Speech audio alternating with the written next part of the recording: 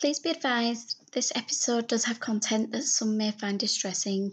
As always, listener discretion is advised and it is not suitable for anyone under the age of 13. Welcome to episode 59 of It's Murder Up North. I have revised this episode with more information regarding the people who suffered at the hands of this woman. Personally, I felt that the original version of this episode didn't do enough justice to the victims. Therefore, I've added some extra information. So today's episode is still the first of a two-parter, and this one will be focused on the victims, who they were and what happened to them. I've tried to find out as much information regarding these individuals as I could. Understandably, given the nature of the crimes, not all the victims or their loved ones wish to disclose details about themselves and what happened, which is a decision I fully support. Next week's episode will be about the perpetrator, their life and crimes. I have made a conscious decision not to mention the name of the offender in this week's episode, but I do want to advise that there will be details regarding the deaths of children in both episodes. Before I begin, I do wish to introduce you to my podcast of the week. Thrice Cursed is hosted by the wonderful Rebecca Rosewood. She covers topics from true crime to the paranormal. I absolutely love her show and have had the pleasure of getting to know its amazing host, who definitely deserves your support. So please head on over and give Thrice Cursed a listen. Here is a sneak peek. Hello. I'm Rebecca Rosewood, and I'm here to help you keep your curses hexy and your hexes sexy in this snarky true crime and paranormal podcast. If you like a little personality with your true crime and a little scare with some flair, I've got you covered. Thrice Cursed is available anywhere you listen to podcasts. You can also find my curse content on Instagram, Twitter, and Facebook at Thrice Cursed Pod. And you can find even more at thriceCursedPod.com. Until then, keep it hexy. Now, let's head to the episode.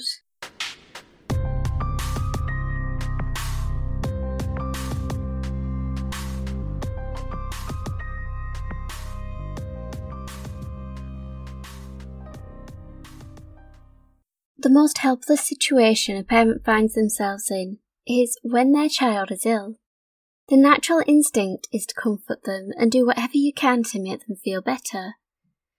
Sometimes we have to place our trust in others to look after our child, people who are specifically trained to provide medical treatment. In these individuals, we not only place our trust, but we hand them the most precious thing we possess, our child, in the hopes that they can help them. Every year, thousands of children are admitted to hospital, some with minor injuries, others with more serious conditions.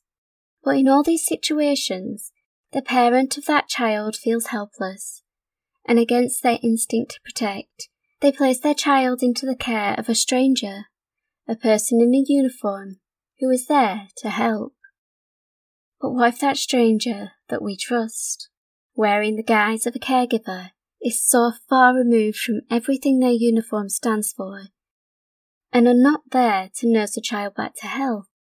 They instead destroy the life of that child, the parents, and that sacred trust that exists when we place our loved ones' lives in the hands of a stranger. During the winter months, all hospitals see an increase in admissions, so it was not uncommon for the children's ward at Grantham and Stevens hospitals to see an influx of inpatients.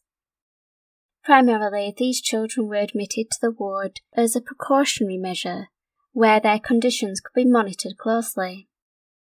Ward 4 was a typical children's unit, with brightly coloured walls and a friendly atmosphere which helped make children feel at ease, despite being in such a strange environment with the constant noises of various machines and the nurses rushing to and fro, to the children crying, either out of pain or fear.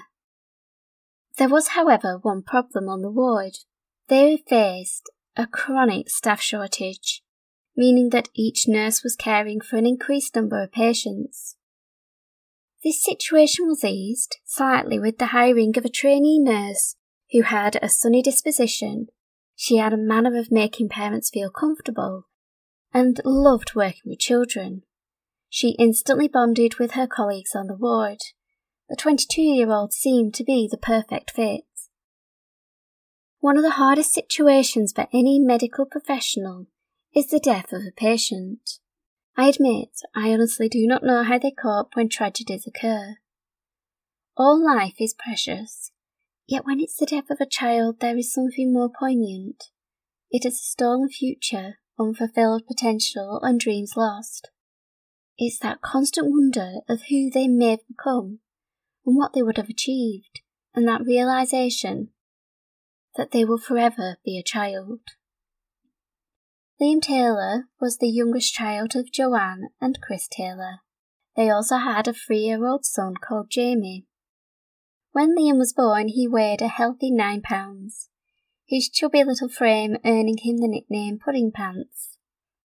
Liam was just 7 weeks old on the 21st of February 1991, when he arrived on Ward 4 after medication prescribed by his doctor had failed to be effective on a chest infection.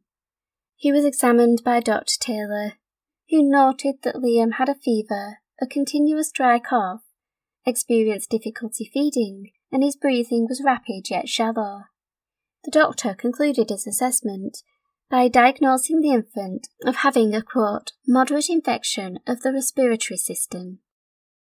Liam was subsequently diagnosed with bronchiolitis, which the NHS describes as a common lower respiratory tract infection that affects babies and young children under the age of 2. Most cases are mild and clear up within 2 to 3 weeks without the need for treatment, although some children have severe symptoms and need hospital treatment. The condition is caused by an airborne virus, which usually spreads by coughs or sneezes, and is most common in winter months. The NHS states the infection causes the small airways in the lungs, known as the bronchioles, to become infected and inflamed. The inflammation reduces the amount of air entering the lungs, making it difficult to breathe. Liam was admitted as a precaution, just to allow medical teams to keep an eye on his condition. By all accounts, he wasn't anything to be overly concerned about, and they anticipated he would be discharged quickly. Joanne had to take Liam to the hospital alone, as her husband Chris was at work, but as soon as he found the note at their home, he rushed to be at his son's bedside.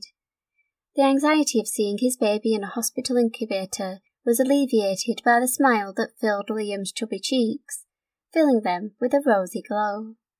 Despite being on a nebulizer, which helped ensure he was receiving enough oxygen, there was no cause for concern, as the young nurse explained to them that he was doing really well. Her comforting manner made them feel a little more at ease.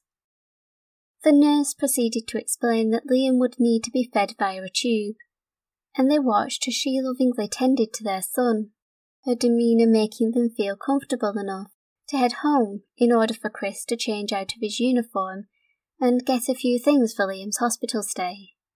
When they returned, they were approached by the nurse, who told them that while they were away, Liam's condition had deteriorated unexpectedly. He had been lying there motionless and pale, his rosy complexion ashen, with multiple wires and tubes connected to his tiny body.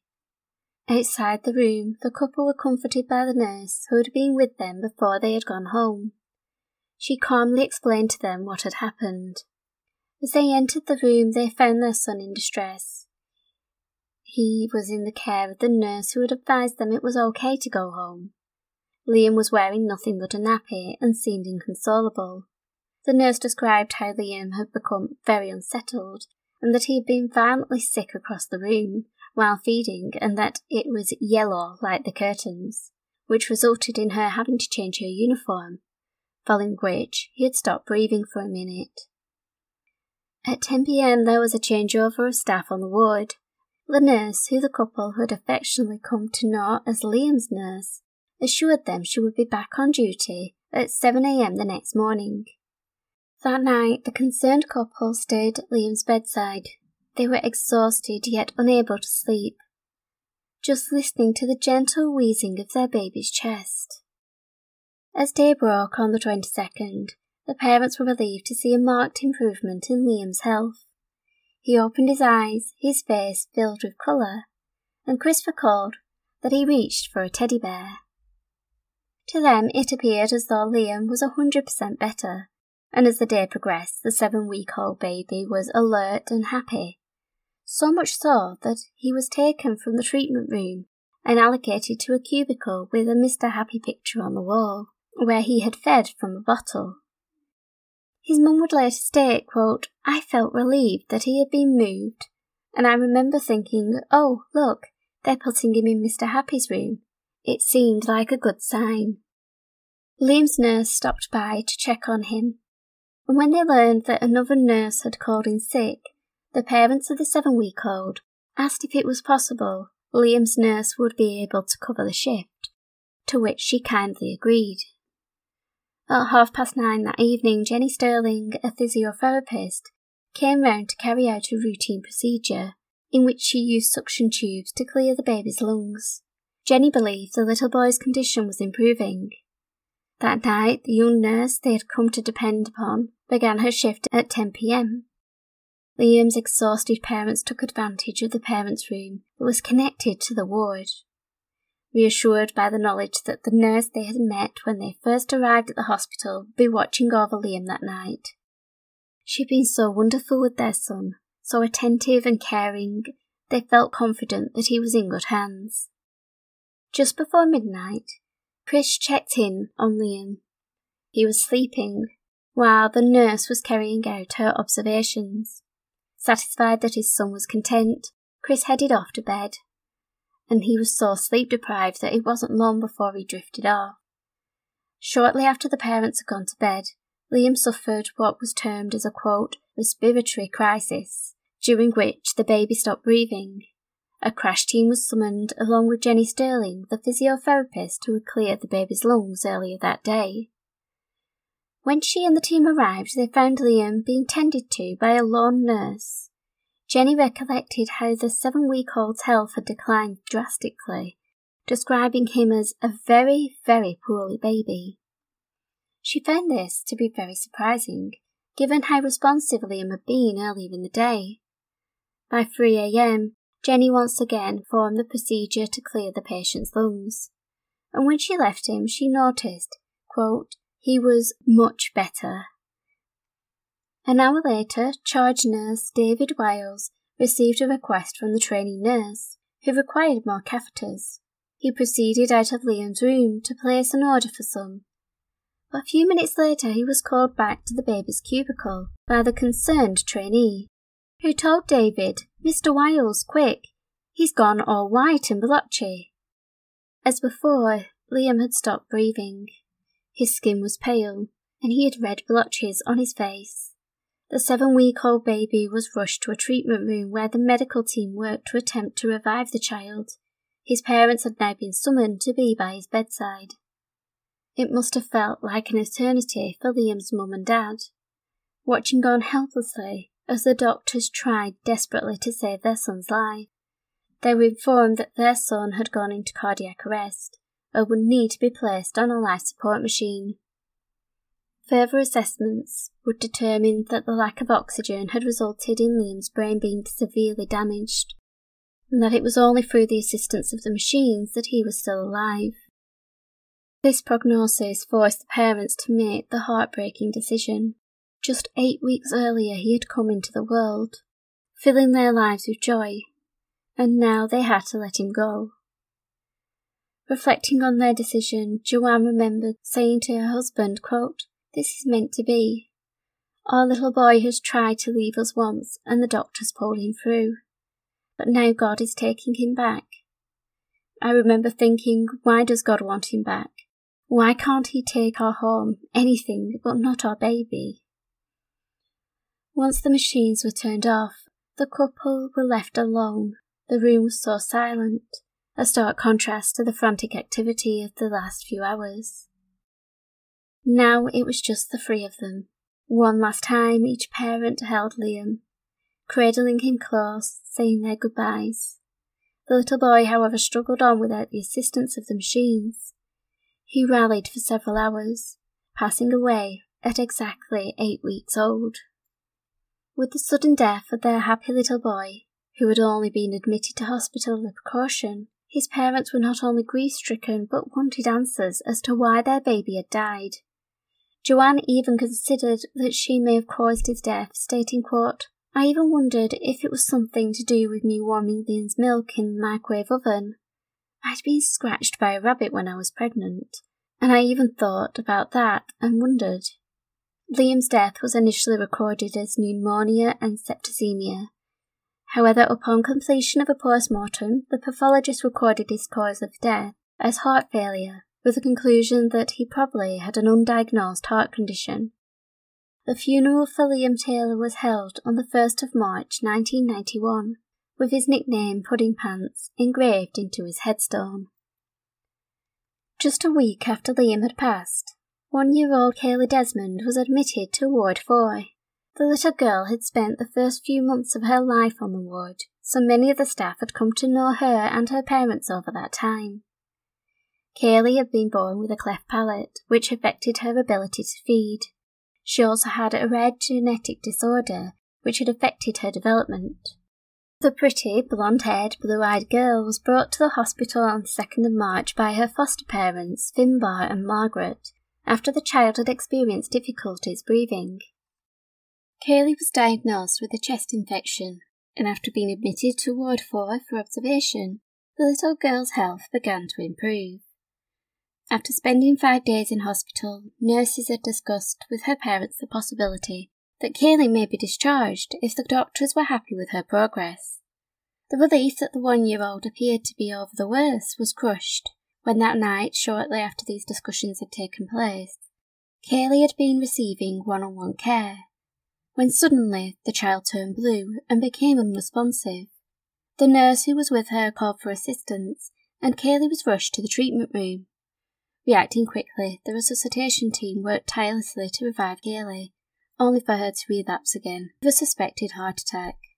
Fortunately, she was resuscitated, but given the severity of this sudden change in her condition and the effect oxygen deprivation may have had on her brain, the decision was made to transfer the 1-year-old to the Queen's Hospital in Nottingham, where she would receive specialist care.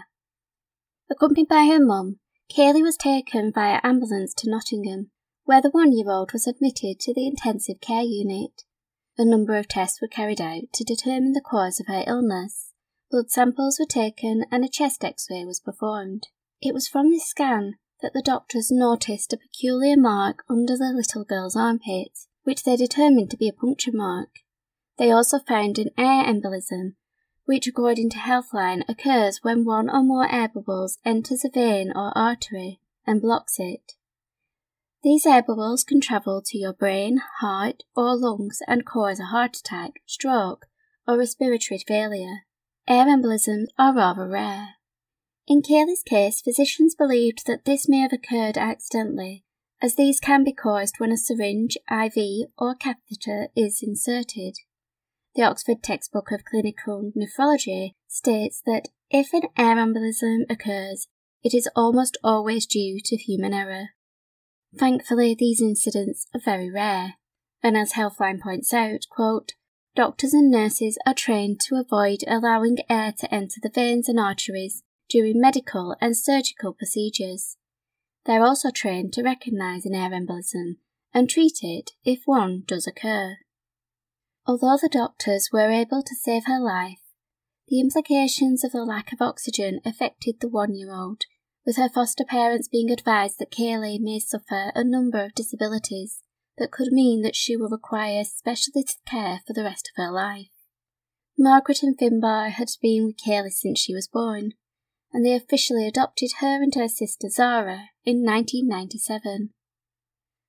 On the 5th of March, 2 days after Kaylee had been admitted to the ward, Timothy Hardwick was an 11-year-old boy who had been diagnosed with cerebral palsy, a condition that, according to the NHS, can be caused by bleeding to the baby's brain or reduced blood and oxygen supply to their brain, an infection caught by the mother during pregnancy, the brain temporarily not getting enough oxygen during a difficult birth, meningitis, or a serious head injury, but in many cases the exact cause is not clear. Symptoms of the condition normally become noticeable during the first 3 years of a child's life, and these can include developmental delays, weakness in the limbs, and uncontrollable movements. It can also cause difficulty swallowing, communication and visual problems, and learning difficulties, although all these symptoms can vary from minor difficulties to being severely disabled. The condition may restrict mobility and affect an individual's ability to do things unaided. However, many people diagnosed with cerebral palsy go on to lead full and independent lives. Helen and Robert were ecstatic when they learned they were expecting a little brother for their 6-year-old daughter Elaine, and on the 25th of January 1980 they welcomed their son Timothy. Following the joy of his arrival, the family were left distraught when Helen suffered a stroke, which would leave her with paralysis and epilepsy, requiring a wheelchair and extra care. Robert left his job in order to care for his wife and their new son. The family were dealt another devastating blow a few months later when they were told that their boy, with his beautiful smile, was born with severe brain damage, which had left him with limited mobility. He was blind, unable to talk, and had epilepsy. For his parents, this meant that they had to make a very difficult decision. Unable to give Timothy the care he truly needed at home, they decided to place their 5-week-old son into care. After a short time in foster care, he was then placed in a children's home, where he was given the assistance he required, and his parents were able to spend time with him. Despite his disability, Timothy's face was always lit with a smile, especially when he was listening to music. Helen fondly remembered, quote, "He had all these problems, yet he was a beautiful little boy. He was a gift from God and a joy to us, despite everything." He loved to dance, swim and go horse riding, playing with other children, and he also really loved hot chocolate. The little boy brought joy to the people around him. He may not have been able to speak, but he was still able to express his feelings through smiles, laughter and cuddles, which were never in short supply. Timothy had visited Helen and Robert at their home on Sunday the 3rd of March 1991, where he spent time playing with his older sister and enjoyed a walk with his family before returning to the children's home. Tragically, that Sunday would be the last time his family would see him. On the Tuesday he was taken to hospital after having an epileptic fit at school. He was placed on Ward 4, where his care was assigned to the nurse who had been so kind to Liam Taylor's parents. She was responsible for providing one-on-one care due to Timothy's disability. As the hours passed, his prognosis was good, having not suffered any more attacks. However, at around 6:30 that evening, the 11-year-old was found unresponsive and was declared dead soon after. The cause of his death was listed as complications due to epilepsy. Timothy Hardwick was laid to rest in Nottingham. During the service, Helen recalled a blackbird singing nearby, which brought her comfort as she saw it as a sign that her 11-year-old son had finally found his voice. Over the next couple of weeks there was a lull on the ward, and the friendly atmosphere began to return. When Paul Crampton was admitted on the 20th of March, his father noticed the comforting warmth that emanated throughout the place. Paul was in for a few days after being referred to the hospital by his GP, who had diagnosed him with a chest infection, and there were conversations about him being discharged at the weekend. Yet when Saturday came around, his dad had nipped out to the supermarket to get some shopping. Paul was being cared for by one of the nurses on the ward, and when David returned, Paul was in the arms of a nurse, clammy, grey, and unresponsive. The nurse holding him stated the little boy was hypoglycemic. He was taken to a treatment room and placed on a glucose drip, which increased his blood sugar levels. Following treatment, Paul recovered quickly. When his parents were taken to see him, their little boy was sat up giggling and playing with his toes. The cause of his hypoglycemic attack was a mystery to the doctors, who proceeded to run a number of tests to determine if there was any undiagnosed condition that may have caused the issue. While the physicians attempted to find the cause, the decision was made to keep Paul in as a precaution, which to his parents proved to be the right choice, when on Sunday their little boy had another hypoglycemic event.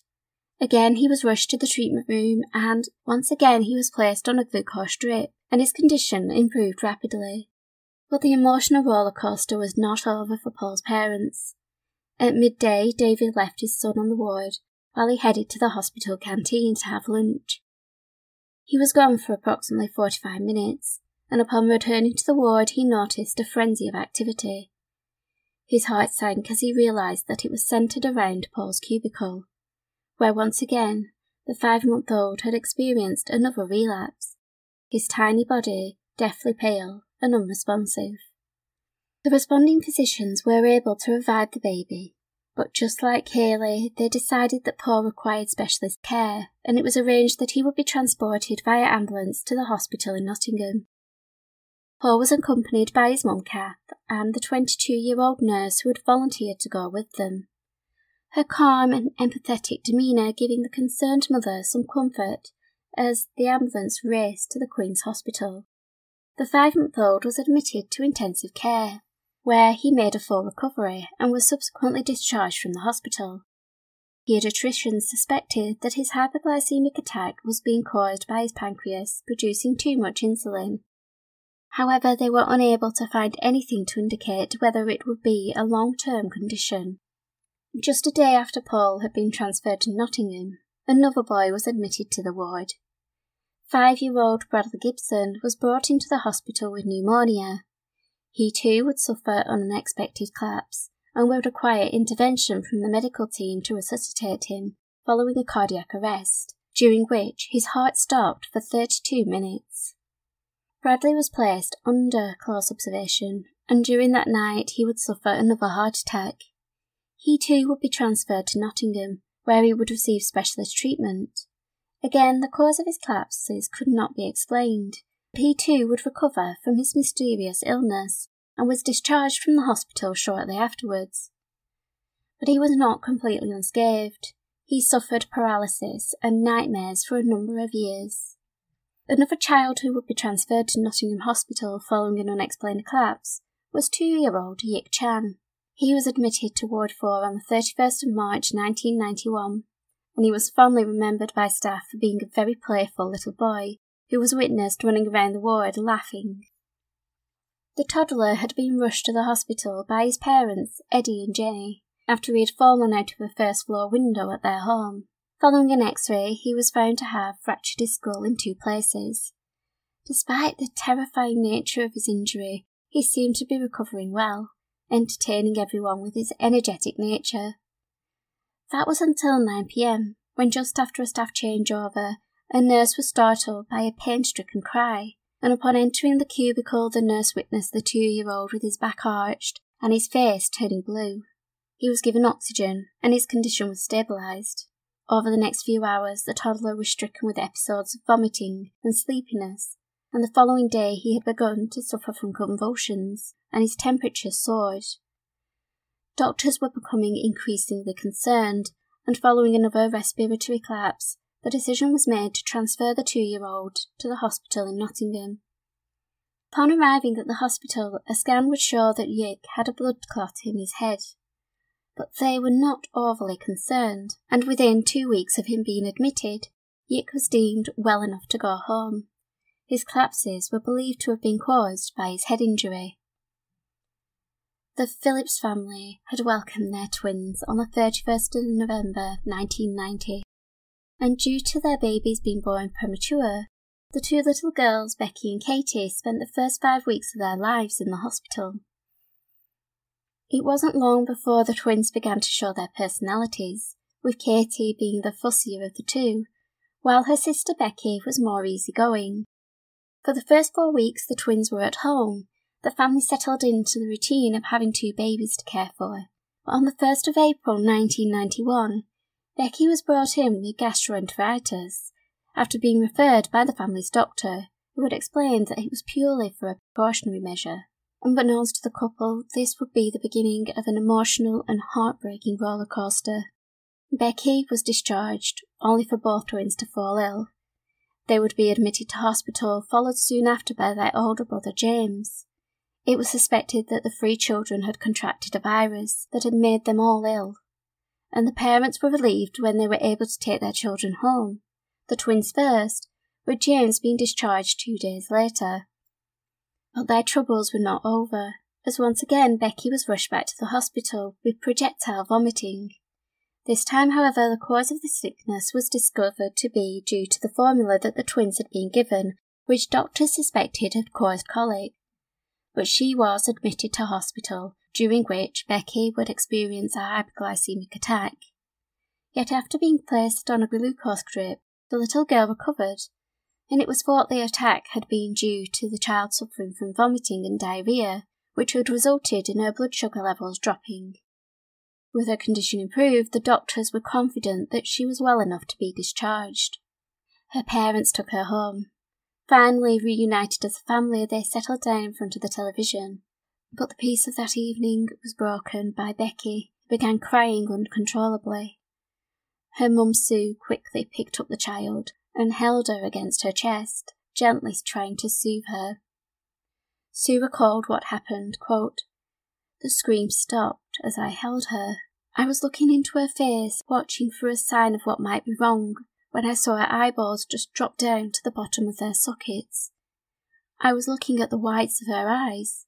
Then just as quickly as it started, it was over." When it happened again, Peter suggested they call the doctor for advice, but Sue, already feeling like she had been a bother to them, tried to shrug it off as just colic, a decision that would later haunt her. Another attack occurred at around 10:30 p.m. This time Sue remembered the gut-wrenching cries of pain, and that, quote, "She was doing something weird, things with her face, twisting it up. It looked as though she could be having an epileptic fit. We began to panic because we didn't know what to do." The terrified parents called for the doctor, who arrived swiftly and examined Becky, concluding that he believed it was a severe bout of colic. He recommended that they attempted to feed and wean the baby, which to the parents' relief seemed to work, as their little girl finally dozed off to sleep, appearing content.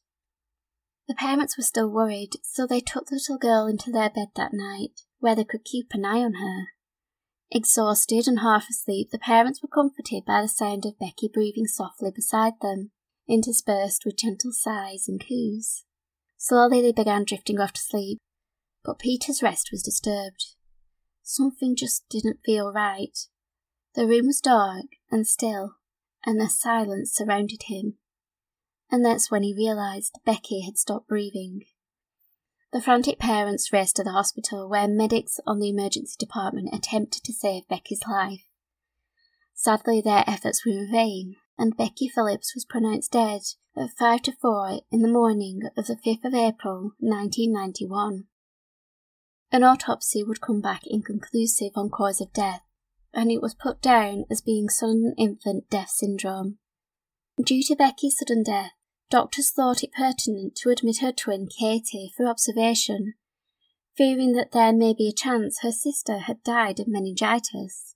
Her parents brought her in on the same day, and she was kept on Ward 4.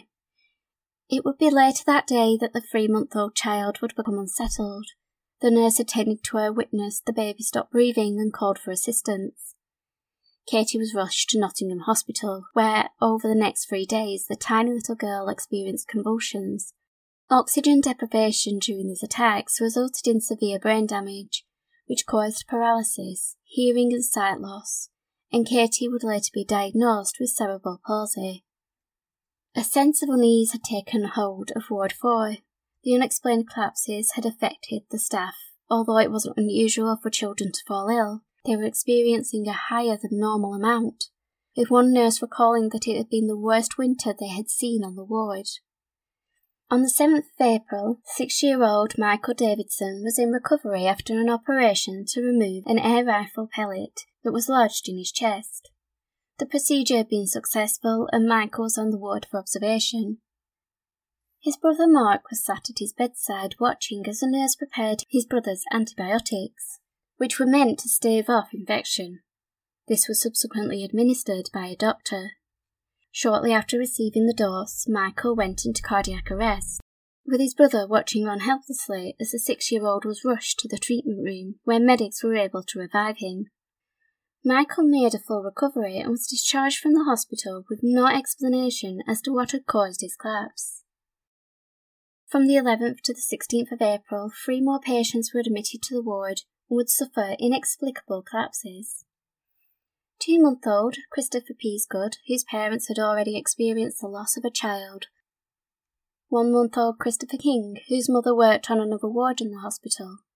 And Patrick Elston, who was 2 months old and had a twin brother Anthony. They were their parents' firstborns, and when Patrick became unwell and refused his milk, their doctor referred them to the hospital for his condition to be monitored, that he would suffer a collapse while on the ward. Fortunately, all 3 boys were subsequently transferred to Nottingham Queen's Hospital, from where they would later be discharged. The leading paediatricians on Ward 4 were becoming increasingly concerned at the high level of unexplained incidents in the children's department, and following the death of another patient, they would take the concerns to the police to request an investigation. Claire Peck arrived on the ward on the 22nd of April 1991. The 15-month-old, who had spent the previous day with her parents in the countryside, tentatively getting used to the idea of walking, showing great delight as she made each step alone, and giggling when she stumbled. She was also finding her voice, having learned to say her first few words, blended with her babbling and cooing. These were the precious milestones that every parent treasures. The infant was a familiar face on the children's ward, due to her suffering from asthma. Staff fondly remembered her smiling and cheeky character. She had an infectious giggle and would wink at staff when they passed her cubicle. Mary Reed, a nurse on the unit at the time, described Claire as an absolutely beautiful little girl. As with other children who had been admitted in the earlier weeks, Claire was primarily there as a precaution. She had been brought in after an asthma attack and was being kept under observations. Claire was her usual mischievous self, and the doctors were confident that within 24 hours she would be well enough to go home. Just 4 hours after Claire was admitted to the ward, her condition took a sudden turn. Within minutes of the doctor leaving her cubicle, the little girl turned blue and stopped breathing, which was a distressing sight for the trainee nurse who had been left alone with Claire. As had occurred with the other children over the last 59 days, Claire was given emergency medical attention, and the 15-month-old was revived. With her now stabilised, the doctors went to fetch her parents, only for the child to experience another attack. This time, despite the quick response from the medical team, her heart stopped and efforts to restart it failed. Claire Peck was the 4th child to die within the last 2 months, leading senior members of staff to question whether these deaths, as well as the unexplained collapses of 9 other children, were connected, and if so, was the cause natural or malicious. It was decided that an independent inquiry should be carried out, and by the 3rd of May the police were brought in to carry out an investigation. The files of the unusual cases were sent to Professor Dr. Hull, a leading paediatrician who was asked to review the cases. While waiting for Professor Hull's report, the investigation looked into the possibility that the cases had been due to a hospital-wide issue, a virus of some sort that had affected other patients. Yet it seemed that the spike was confined purely to Ward 4. So the focus now fell solely on this children's ward. One by one, staff and parents were questioned to try and discern whether they had noticed anything unusual.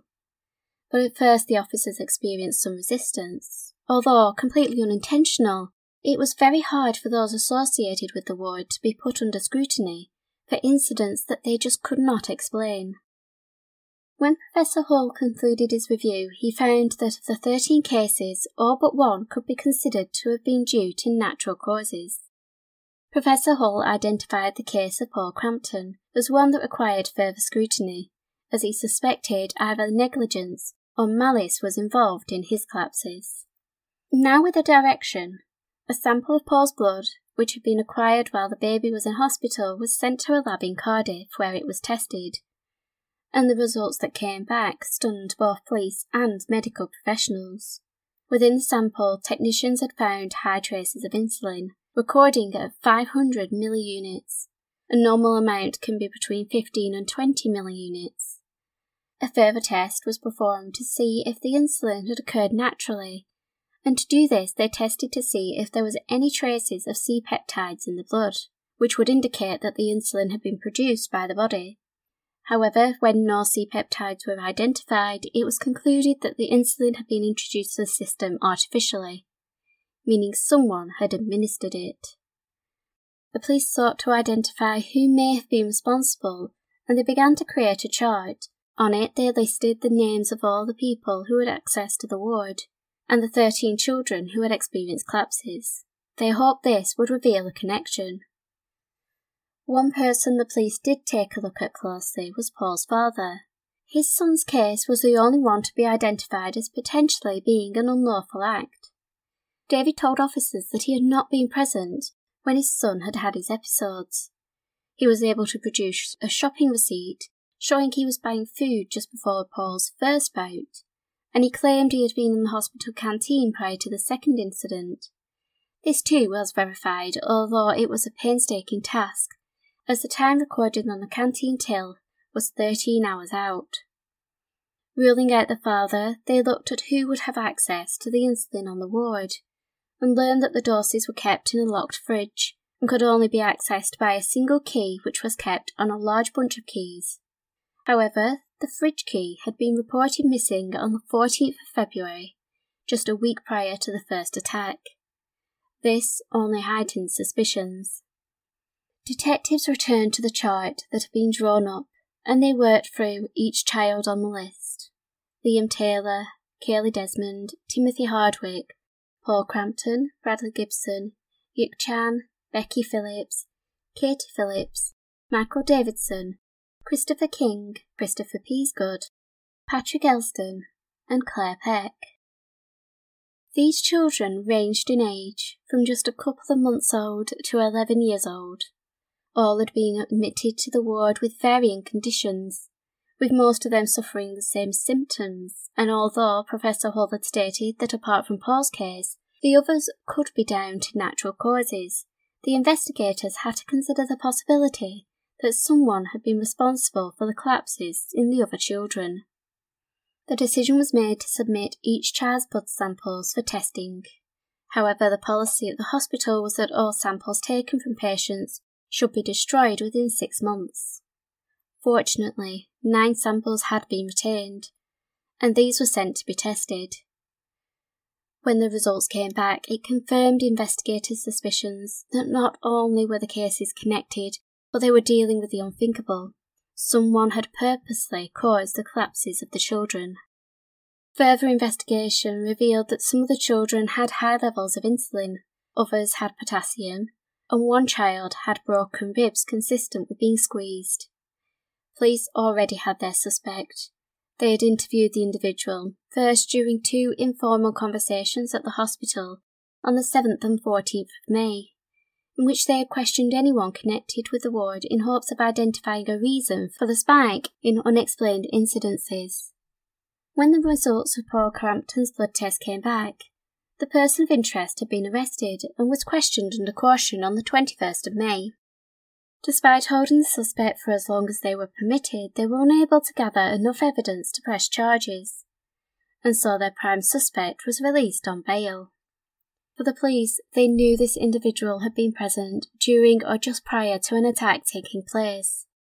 A search of their home had uncovered a hospital pillowcase and pages that had been removed from the ward's allocation book. This book was used by the charge nurse to record which nurse had been assigned to care for which patient. These pages were pertinent as they were related to the dates when the attacks occurred, and helped to reinforce the suspicion that one person had been at the scene of each incident. What horrified the investigators most was that the suspect was a nurse. one who had been viewed by parents and staff as someone who was compassionate and caring. No one had a bad word to say about her.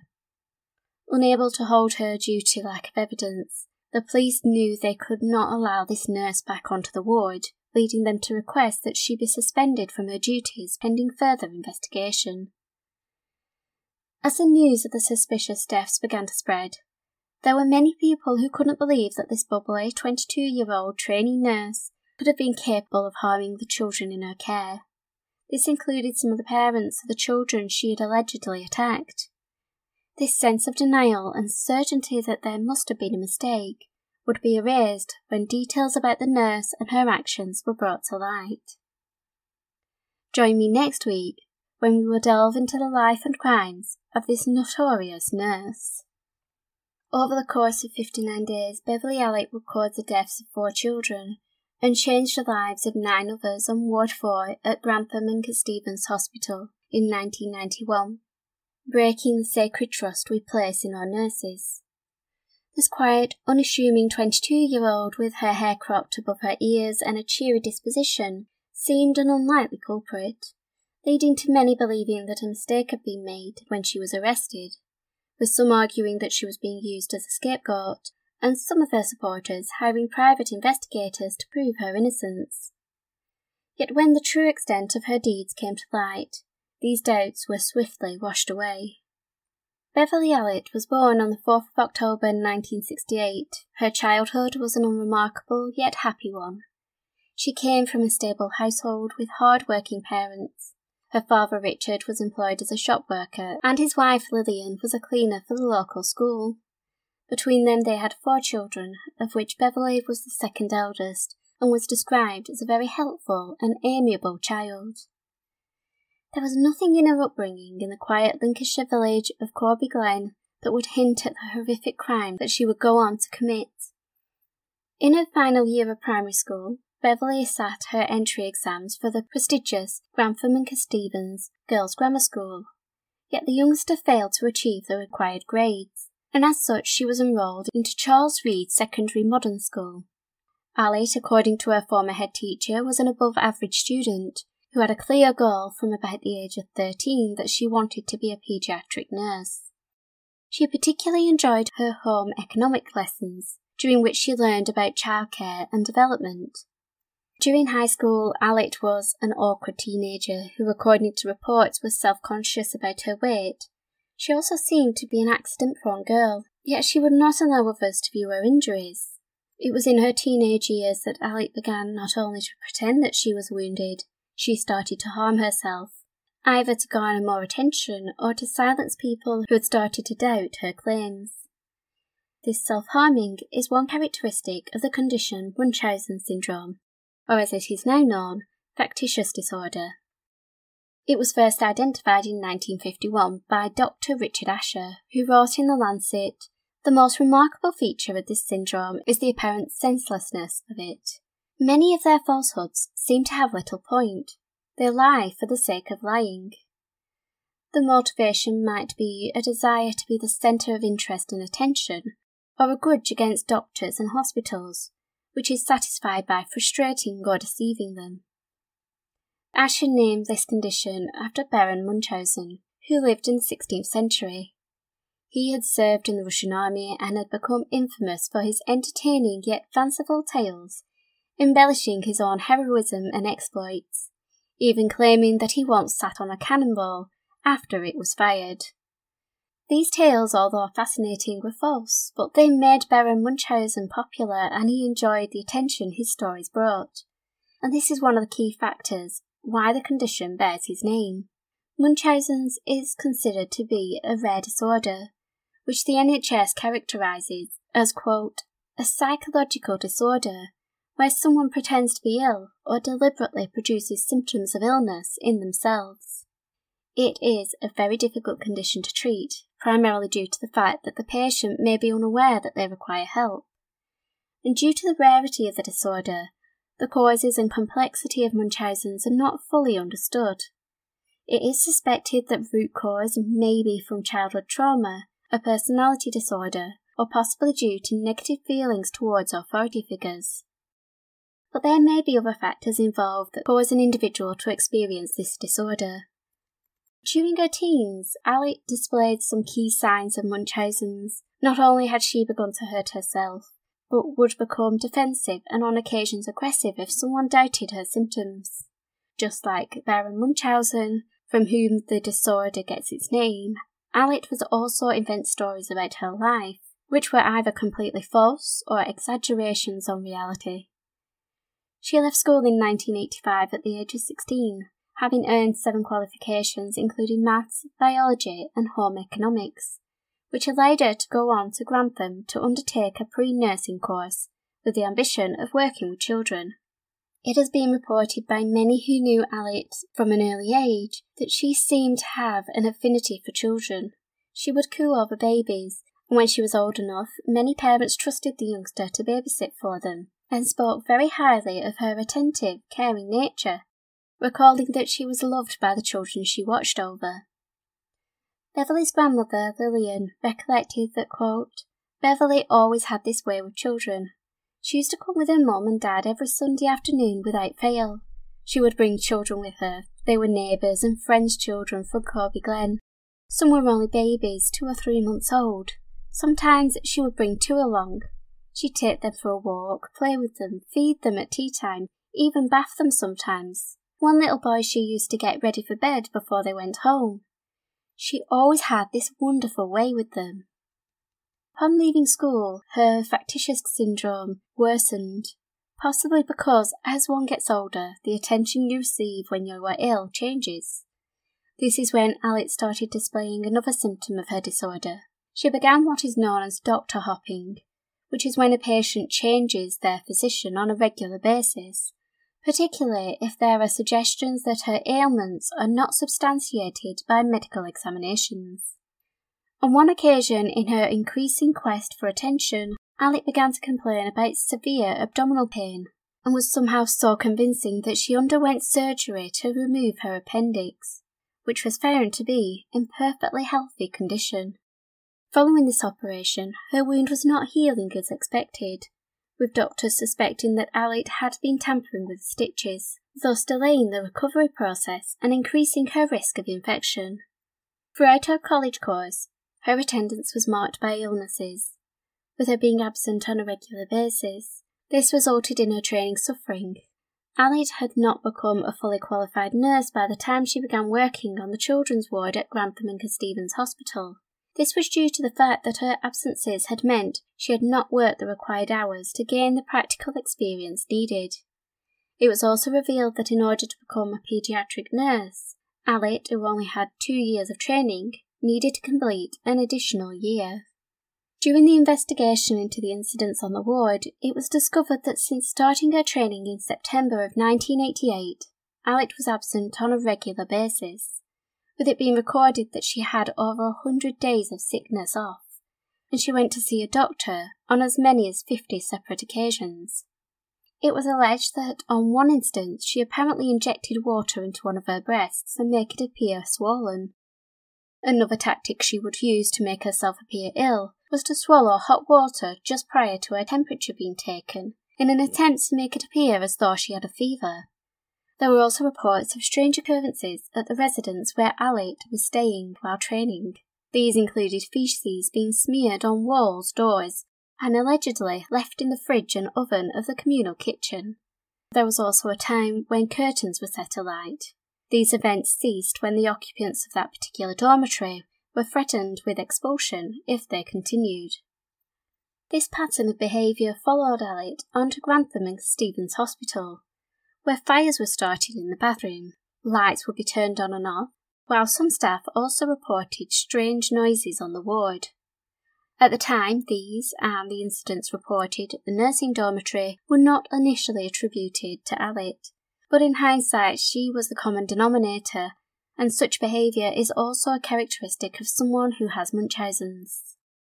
One of the first people to witness a darker side of Allit's character surfaced during her relationship with her first boyfriend, Steve Biggs. According to accounts, Beverley had an understated look. She preferred jeans and a t-shirt, didn't wear makeup, and would gladly challenge anyone to a game of pool at the local pub. It was at the Fighting Cocks pub that, in September 1987, Allit met Steve, whom she challenged to a game of pool, a match she would subsequently win. This would set a precedent for their relationship, as Allit was able to dominate the shy, softly spoken man. Steve Biggs reflected on the start of his 2.5-year relationship with Allit. He stated, quote, "She hated not having much money. For all that, she seemed happy, and she used to laugh a lot. I thought she was a really nice girl. Very friendly and chirpy. She was good company."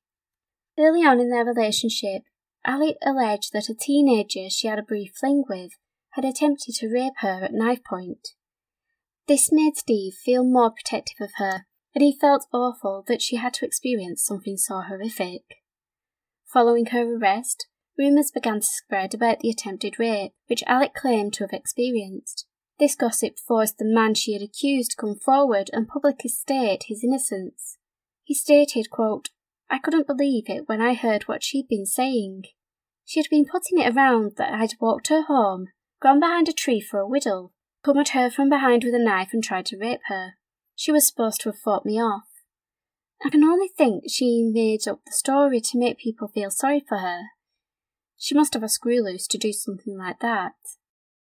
Steve and Allit's relationship progressed quickly. Within months, Steve had begun spending time with Allit and her family, and realising his growing feelings for her, he began to consider the future. Before he had a chance, Allit proposed to him.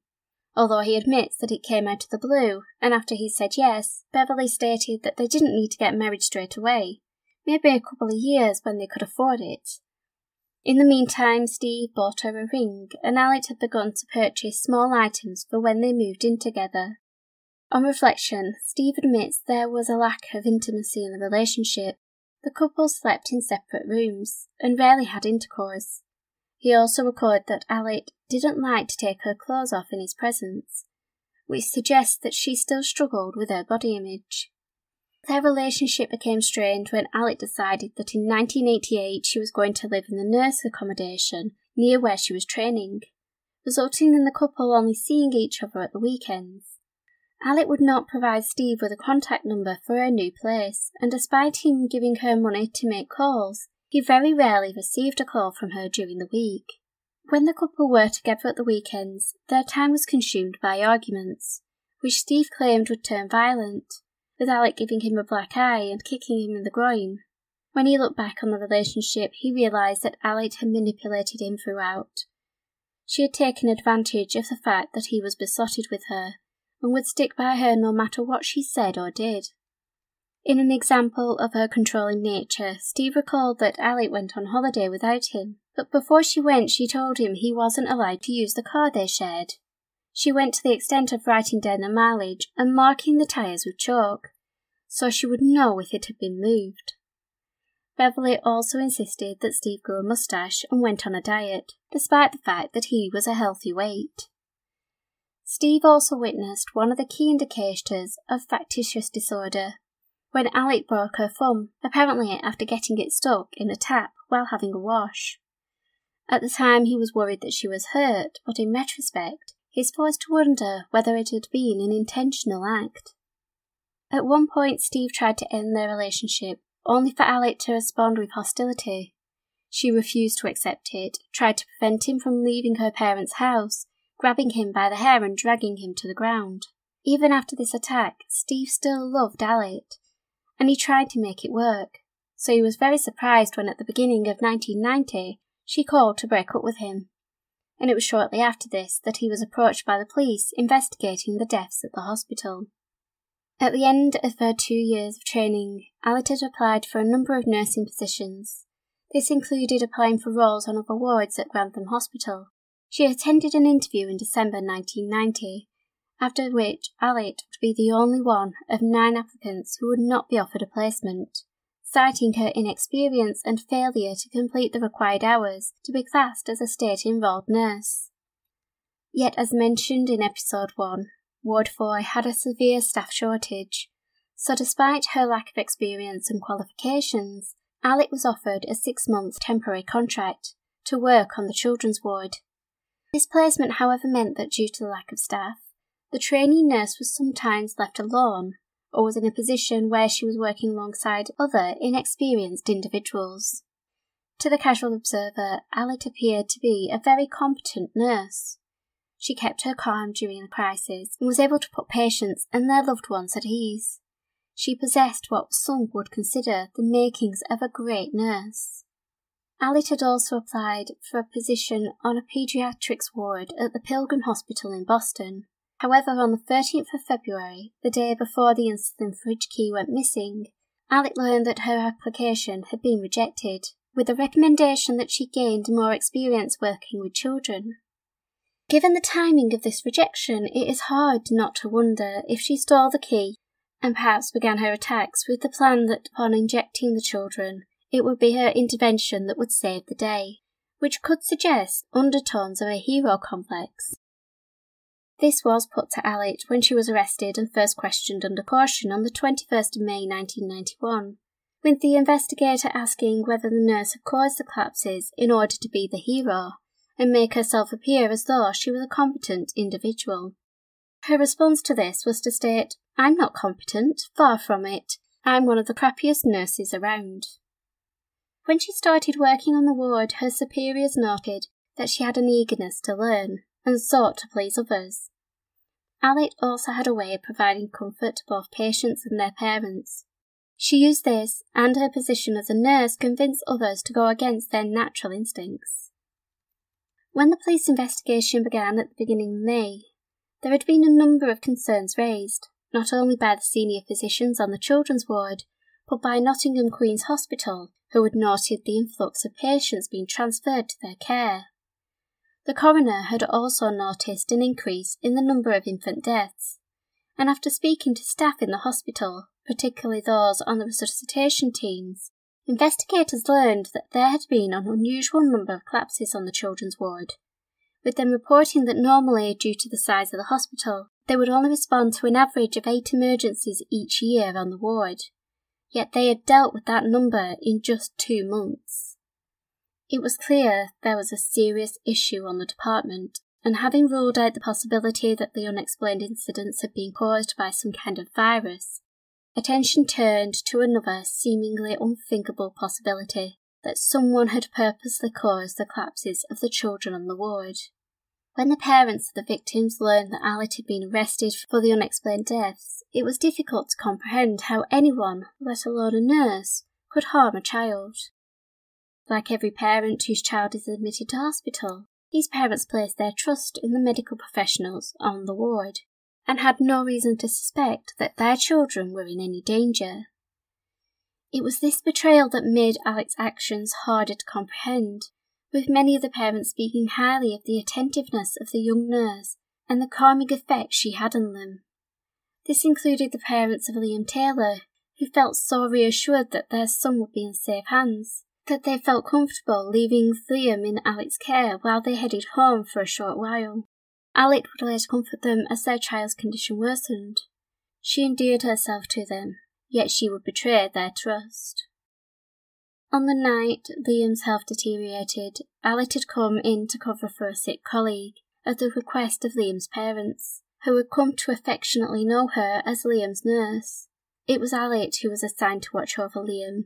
She was the nurse Chris had witnessed doing observations just before he headed to the parents' room to go to sleep. It is believed that shortly after this, Allit attacked Liam, resulting in the baby suffering a fatal collapse. A post-mortem would conclude that Liam's heart muscles had failed.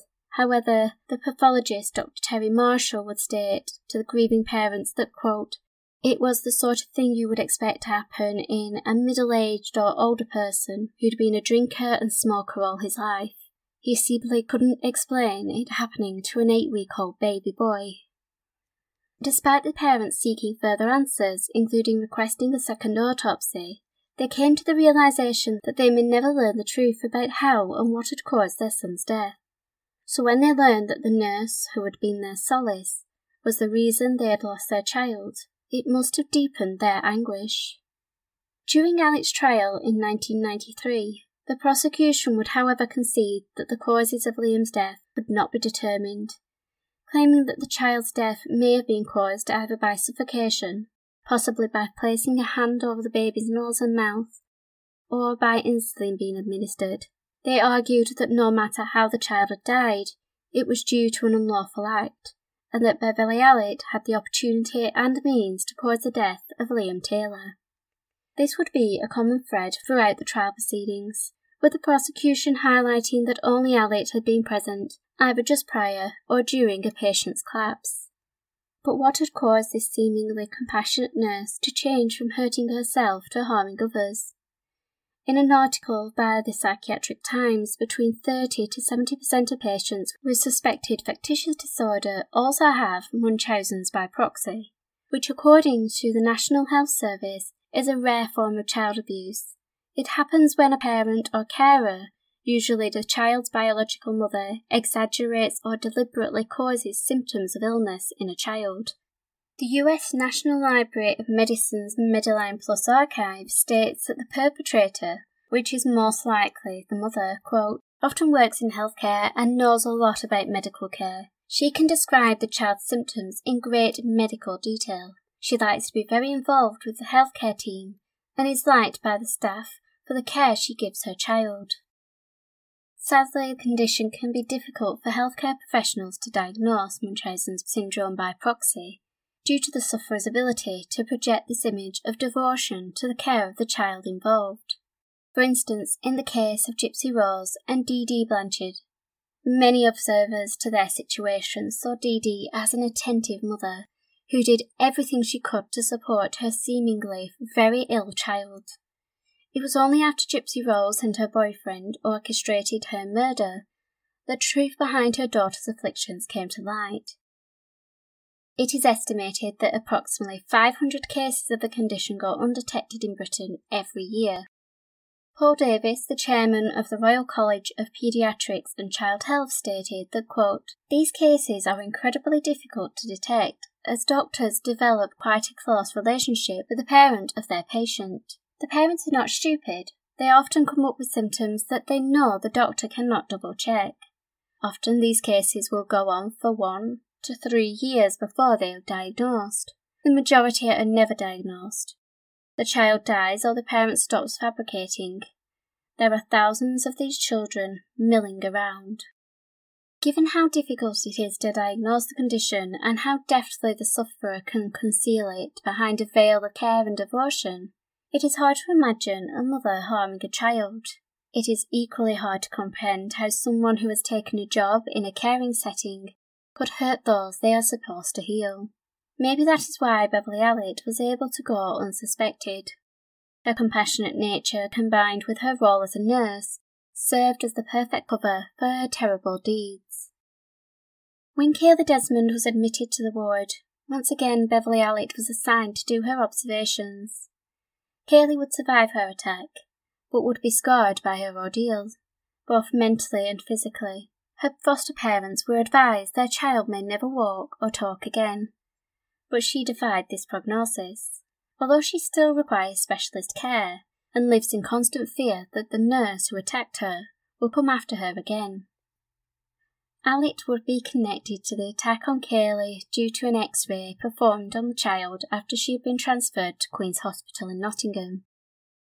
What was initially considered to be a case of an accidental injection, which had resulted in an air bubble in her vein, would be scrutinised more closely, when further investigation into all the suspicious incidents had occurred on Ward 4 were carried out.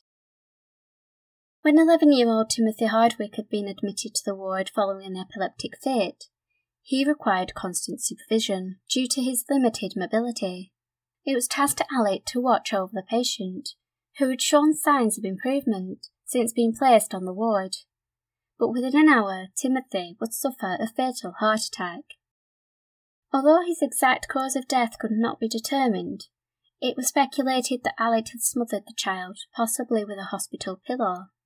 This was also argued to be the method she had used to attack 2-year-old Yip Chan, whose skull fractures were initially thought to have been to blame. The next child believed to have been attacked by Allit was 6-year-old brother Gibson, whose sudden heart attacks baffled his doctors. After 3 weeks in hospital, Bradley returned to school, and his mother Judith praised the hospital for their care, calling her son's swift recovery a miracle. At the trial, prosecutors argued that Bradley had been poisoned by a mixture of drugs being administered via his drip.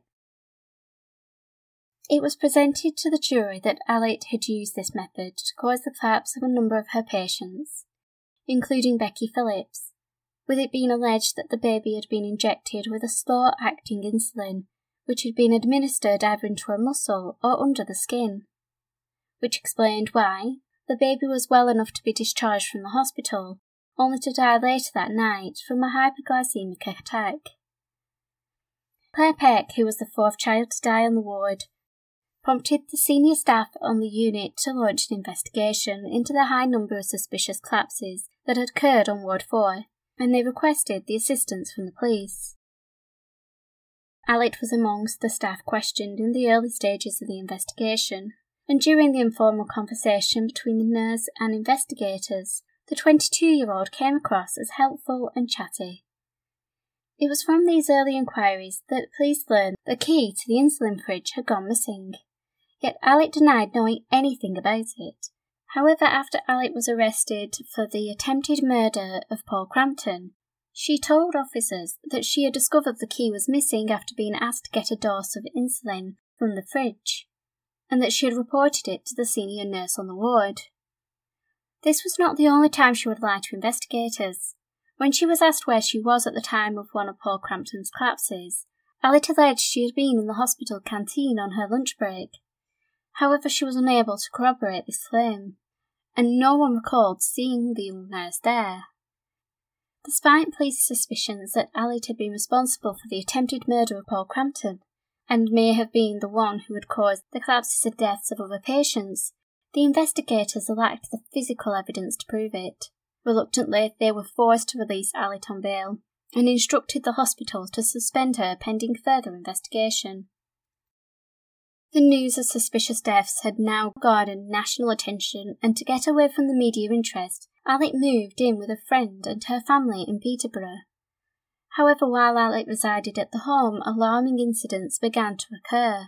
While changing the beds, bleach was found soaking into the youngest brother's sheets.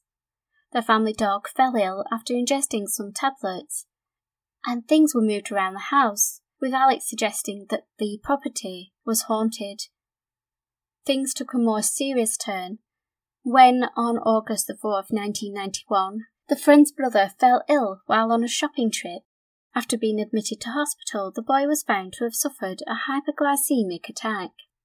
Concerned for her son's safety, the incident was reported to the police, and Allit was taken into custody, and by the 20th of November, following months of thorough investigations into collapses at the hospital, detectives had finally gathered enough evidence to charge Allit with 4 counts of murder and 9 counts of attempted murder. Despite the gravity of the charges against her, officers at the custody suite were surprised that Allit had to be woken up to appear in court, and that she told the officers that she had slept well. One of the charges for attempted murder related to an attack on an 81-year-old woman who was a resident at a nursing home where Allit had worked a number of night shifts. The elderly lady suffered from diabetes and had been given an injection of insulin. A cleaner at the nursing home advised police that they had witnessed Allit with a syringe shortly before the elderly resident suffered a hyperglycemic attack, which resulted in her being admitted to hospital, where she recovered. Allit was charged with this attack, however she was determined to be not guilty. Allit would be formally charged with 4 murders, 13 counts of grievous bodily harm, and 13 counts of attempted murder in October 1991. However, the trial would not commence until February 1993, when it was held at Nottingham Crown Court.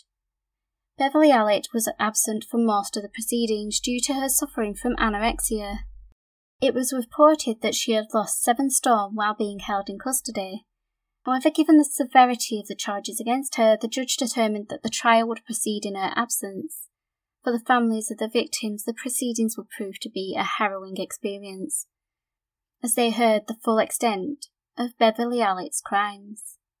On the occasions that Allit was in court, it was reported that she flitted from being cold and distant to other occasions when she would look at the gallery, smiling and waving as though she had no concept of the serious situation she was in. She entered a plea of not guilty, and the defence presented the argument that Allit suffered from Munchausen's by proxy and therefore could not be held fully accountable for the actions. However, following 3 months of testimony and evidence from both the defence and prosecution, the jury returned with a verdict of guilty. Judge Justice Latham then determined that Allit was competent to serve her life sentence in prison with a minimum term of 30 years.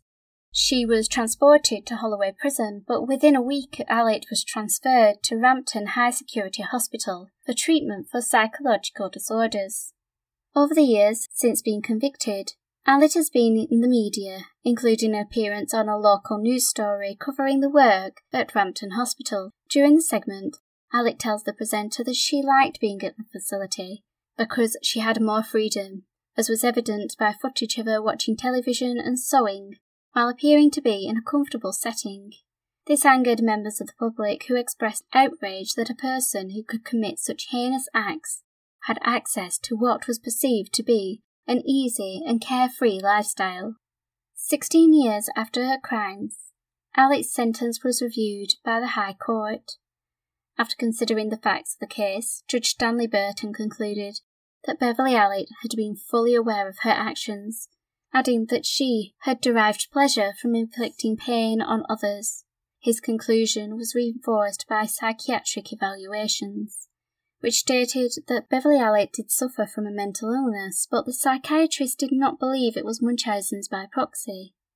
It was only after incarceration that Beverley Allit would own up to her crimes. We may never truly know what drove Beverley Allit to inflict suffering on those in her care. Her actions have far-reaching consequences for her patients, their families, for her co-workers, and on the psyche of the nation.